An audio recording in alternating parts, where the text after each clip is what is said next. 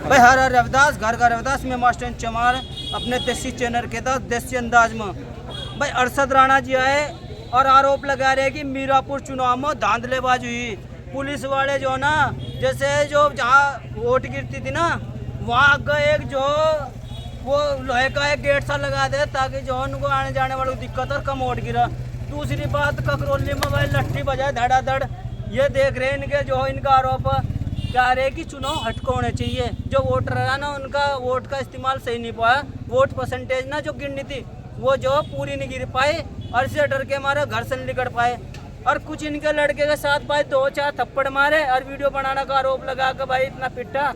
और भाई नाबालिग कक्षा 9 में पढ़ा तो ये डीएम से गुहार लगाने के लिए आए और पूछेंगे कि क्या मैटर है क्या नहीं क्या है। आगे को है सर जो मीरापुर में चुनाव में क्या मैटर रहा आपने बताओ।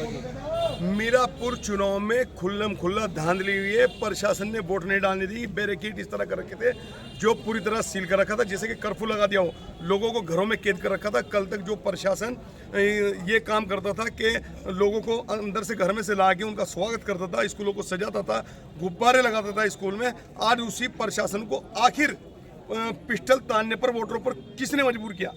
आखिर उसी प्रशासन को एक 9th क्लास के बच्चे पर 13 साल की जिसकी उम्र है उसको थप्पड़ मारने में, लट मारने में और उसको पुलिस जीप में डालकर हवालात में डालने में किसी ने मजबूर किया? एक प्रत्याशी के बेटे के साथ में इतना बड़ा सौतेला व्यवहार कि 2 आदमी वहां पर खड़े सिविल ड्रेस में, वो एसओजी के थे या पुलिस वाले थे या आम थे या खास थे, मुझे नहीं मालूम, उनकी भी जांच होनी चाहिए और एचएसओ सिविल लाइन को तुरंत बर्खास्त किया जाए। और जो उनकी टीम थी उनको भी, क्योंकि जो 1-2 सिपाही थे उनके उस पर देखा गया कि यहाँ पर उनका वो भी नहीं लगा जो नेम प्लेट लगी हुई होती है।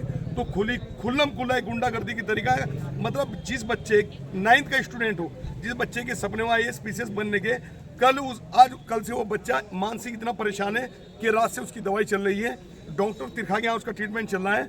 इस तरह के हालात इन्होंने पैदा कर दिए कि मतलब आखिर किस चीज को किस दिशा और किस दशा में ये ले जाना चाह रहे हैं। अगर चुनाव नहीं कराना था आपको, अगर आपको प्रमाण पत्र ही देना था तो प्रमाण पत्र तो सबको बिठा के वैसे देता, क्योंकि सरकार आपकी है, शासन आपका है, प्रशासन आपका है, फरमान आपका है, कलम आपकी है। साहब हमको तो सुनना है, हमारे पास कुछ नहीं। सर एक सवाल है, क्योंकि अगर हम बोलेंगे, कल वोटर बोले ककरौली के तो 100-125 पर मुकदमा लिख दिया ककरौली के, महिलाओं पर पिस्टल तान दी गई। मिथिलेश पाल भी तो नुका रही है ना, मस्जिदों में बाहर से लड़के बुला रखे, वोट फर्जी कर रही, तो सरकार किसकी सच्ची मानना? सुनो सुनो सुनो सुनो, वोट परसेंटेज बता देगा कि जो बेचारे अपने घरों में वोट रखते वो अपनी वोट नहीं डाल पाए, फर्जियों की वोट तो कहा कितना परसेंट है मुसलमान का वोट हुआ? 20 से 30% भी वोट नहीं हुआ मुसलमान का। आप सारे आंकड़े देख लीजिए निकाल के। जो 70-80% वोट डालना चाहता था मुसलमान, उसको बिल्कुल बैरिकेड करके सारा क्या ना, सब अधिकारियों ने देखा है, सब एलआईयू ने अपनी आंखों से देखा है, सब पत्रकारों ने देखा पत्रकारों के साथ कितनी बदसलूकी हुई है, एबीपी वालों के, आज तक के टीवी 24 वालों के, किसके साथ कल क्या नहीं हुआ। मुजफ्फरनगर का इतिहास में पत्रकार साथियों जैसा कल हुआ ऐसा कभी नहीं हुआ।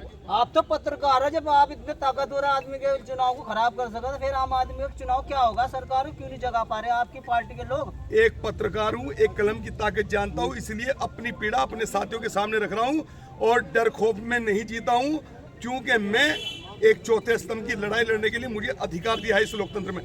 बाबा साहब भीमराव अम्बेडकर ने जब ये लड़ाई लड़ी तो चौथे स्तंभ में ये भी एक अधिकार था कि अपनी वोट डालने की एक आज़ादी आपको है। उस मत से आप अपने दिल का इस्तेमाल कर सकते हो, अपना प्रतिनिधि चुन सकते हो, लेकिन आज वही अधिकार छीन लिया गया तो रह गया जाएगा।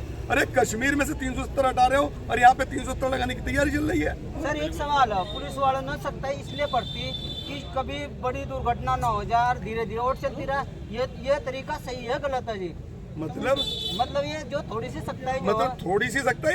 अरे जिस गांव में 6000 वोट थी वहाँ 1500 वोट नहीं डली, जिस गांव में 10,000 वोट थी वहाँ 2000 वोट नहीं डली। आप आंकड़े देखिए ना, कहाँ मुस्लिम गांव में या हिंदू गांव में भी आयो। मैं मुस्लिम हिंदू की बात नहीं कर रहा हूँ, मुस्लिम को टारगेट किया गया, मुस्लिम वोटरों को वोट नहीं डाले गया। परसेंटेज चेक कर लीजिएगा आप। जबकि उपचुनाव में हमारे हिंदू साथी जो है कम निकलते हैं, वोट कम डालते हैं। इन्हें पहले डर खौफ था किसी ना किसी तरह कि वोट परसेंटेज रहेगा मुस्लिम का। और जो हमारी रैली हुई थी 18 तारीख की, असल उसने हौसले पस्त कर दिए थे, क्योंकि हमारा हौसला इतना बढ़ गया था उस रैली से।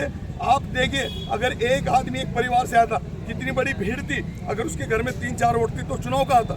चुनाव तो मेरा ही तो चुनाव।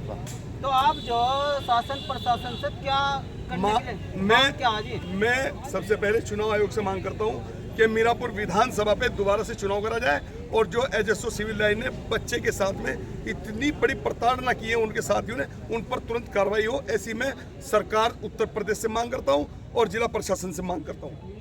देखिए भाई, ये अरशद राणा थे और ये जो चुनाव का मैटर है, बहुत बड़े पत्रकार है। अगर आम आदमी भी चुनाव लड़ेगा तो उसका हाल क्या होगा, ये जो है खतरे की घंटी, क्योंकि ये जीवन कुमार गडरिया ये चुनाव लड़ेंगे, कमजोरी पार्टी है, फिर नहीं इनका जीतना मुश्किल।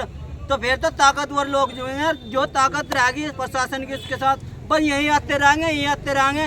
तो मैं शासन प्रशासन से कह रहा कि भाई इस प्रक्रिया में सुधार लाओ और जो चुनाव को इस तरह करता है जिसको सफेद चादर की तरह हो, कोई सवाल ना उठा पाए। मैं मास्टर ने चमार, जय हिंद, जय भारत, जय रविदास।